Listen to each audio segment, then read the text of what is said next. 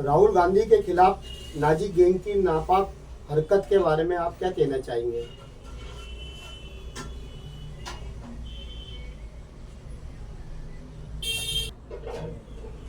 आपने बहुत अच्छा सवाल किया कि मैं आपको आज की दो घटनाओं की बात विशेष तौर पे बताना चाहता हूँ कि अब नाजी गैंग, मोदी गैंग इस तरह से बौखला गई है कि वे अब चाहे मन माने चाहे जैसे कार्य कर रही है।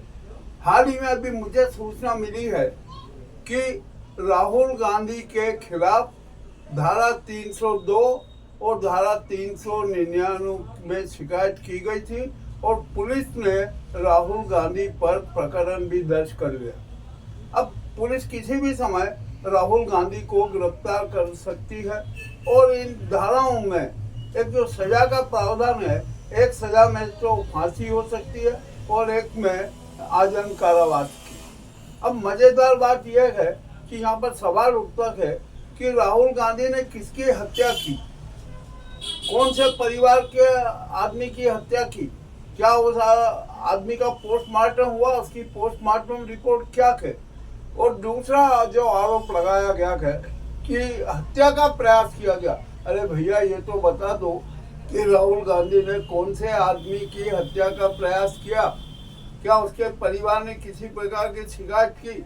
यहाँ तक जनता को पता है कि राहुल गांधी ऐसी निम्न स्तर की हरकतें कभी नहीं कर सकते। वो बिल्कुल नापाक साधनों का कभी उपयोग नहीं करते हैं, सत्य की बात का। अब यहाँ पर सवाल ये आता है कि नाजी गैंग की हीन हरकतों के मामलों में सुप्रीम कोर्ट को अग्रिम संज्ञान लेना चाहिए। वो पुलिस को पूछना चाहिए कि राहुल गांधी ने किस आदमी की हत्या की, उसकी रिपोर्ट कहाँ हुई, हत्या का स्थान कहाँ है और 299 के तहत कौन से व्यक्ति को राहुल गांधी ने हत्या करने का प्रयास किया।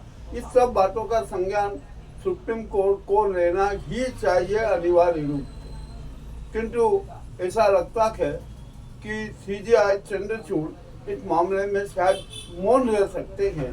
फिर भी राहुल गांधी की तरफ से सुप्रीम कोर्ट में याचिका जरूर दायर होगी कि पुलिस मेरे खिलाफ जो झूठी शिकायतें दर्ज की है उसकी सूक्ष्मता से जांच करे। ऐसा क्या कारण जो चंद्रचूड़ जी जो है चुप रहेंगे? अरे ये छोड़ो, ये बातें सब कुछ भी नहीं है। क्या है जिसमें न्यायपालिका को भी नाजी गैंग अपने प्रभाव में लेना चाहती है और मोदी जी ने उसको शुरुआत कर ही दी है। अब मैं यहाँ पर आपको एक दूसरी घटना बताता हूँ कि झारखंड में और अब इंटरनेट बंद कर दिया गया और इसी क्रम में हरियाणा में अनेक प्रकार की घटनाएं हो रही है। आज एक सोनीपत के विधायक की गाड़ी से हैप्पी जो उनका ड्राइवर था और एक आहूजा नाम के व्यक्ति के पास से 50 लाख की राशि बरामद हुई। काली कार थी। उस कार में जब पूछा गया कि इतनी बड़ी राशि आप कहाँ से लाए तो वह बताने में असमर्थ है। पुलिस ने जब्त किया।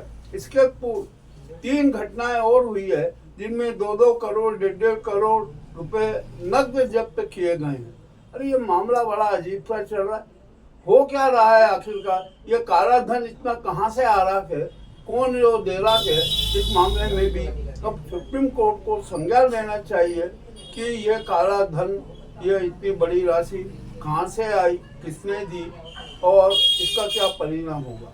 अब ये सारी सत्य जनता के सामने जाएगी तो जनता एक संकल्प ले चुकी है कि अब हम नाजी गैंग का अंतिम संस्कार करके रहेंगे।